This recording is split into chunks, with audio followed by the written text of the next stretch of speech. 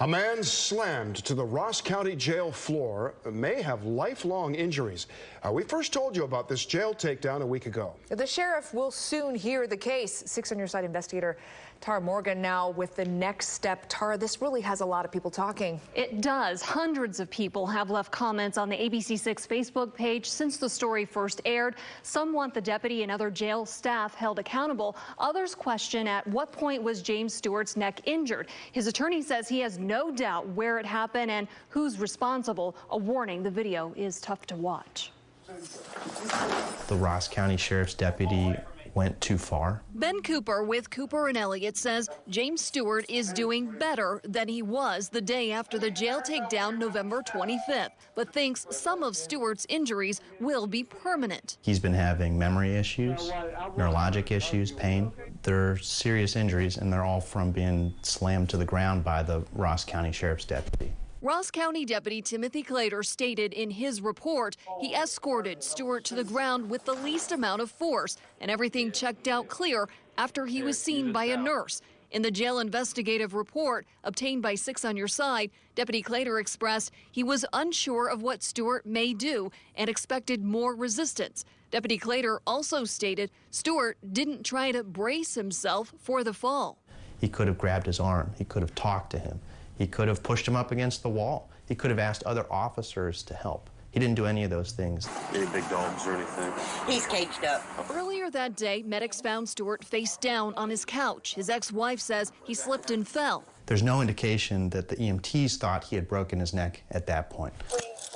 Chillicothe police arrested Stewart for disorderly conduct intoxication. He was in the jail for 20 minutes. Cooper says Stewart is lucky he wasn't killed. A neurosurgeon had to operate on him, and he now has a huge scar up and down the back of his neck and can't fully rotate his head anymore. The jail investigative report revealed Deputy Clater violated the use of force policy. Cooper says the sheriff's office should take full responsibility. That includes making sure this does not happen to anyone else ever again, disciplining the deputy who did this, and compensating Mr. Stewart for his injuries.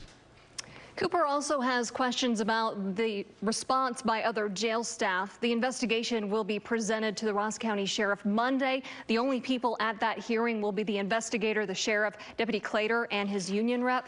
Tara Morgan, 6 on Your Side, investigates. All right, Tara, thank you.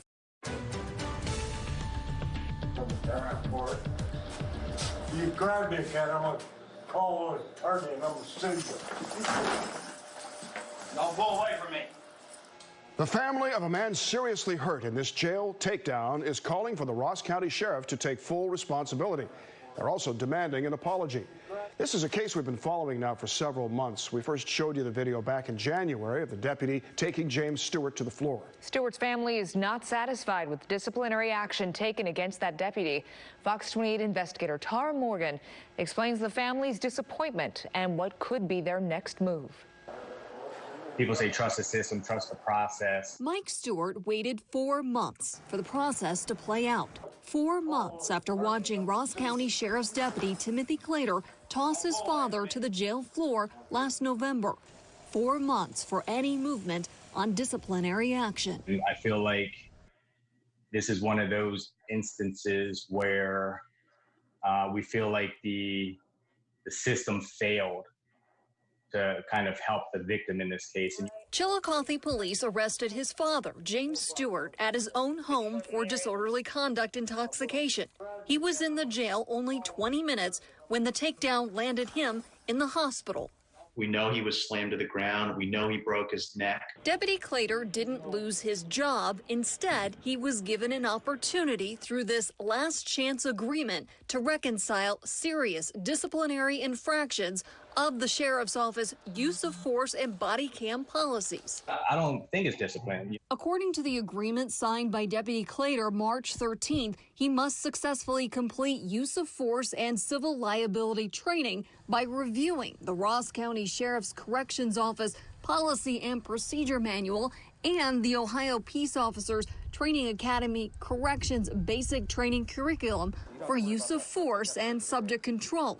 he would be fired if it happened again before next February or after he finished the training. Deputy Clater can't appeal. And for me, the training piece, does that mean that he didn't get that proper training previously? Answers have been hard to come by for Stewart, his family, their attorney, and 6 on Your Side investigates. We're really still in the dark on a lot of things because the sheriff and Ross County have not said anything publicly about what happened. There's been no apology, no acknowledgement for what happened. Since last November, I've asked to speak with Ross County Sheriff George Lavender. In January, the sheriff's office would only say Lavender wouldn't speak at the time since he hadn't rendered a decision. Our requests for interviews since April, when we received the last chance agreement, weren't acknowledged. Only recently, the sheriff's office referred 6 on Your Side to a law firm, citing anticipated or pending litigation. Still, nothing. This is dealing with somebody's life and their personal, their injury, their future, everything that has to do with his well-being. Mike Stewart and his family attorney, Ben Cooper, say a lawsuit is possible if Sheriff Lavender doesn't take responsibility. I feel like this is a direct result of his leadership, so this is a reflection of how he leads his team. Stewart says his father hasn't left his house much since the takedown. The motions, the range of movement, the neurological issues that he has. There's definitely, I've noticed some memory loss. He brought him to his home in Maryland for visits to help ease his anxiety. Right now, the bills are coming in. He's not working. He's fearful for his safety.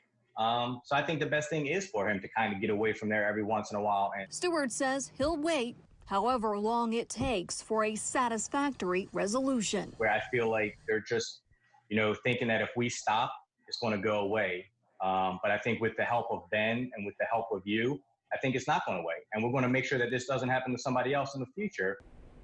In this settlement demand, the Stewart family wants Sheriff Lavender to publicly acknowledge that Deputy Clater used excessive force. They also want a public apology from the sheriff, the entire sheriff's office to get use of force training that's streamed live on Facebook, and they also want reasonable compensation for Stewart's injuries. Tara Morgan, Fox 28 investigates.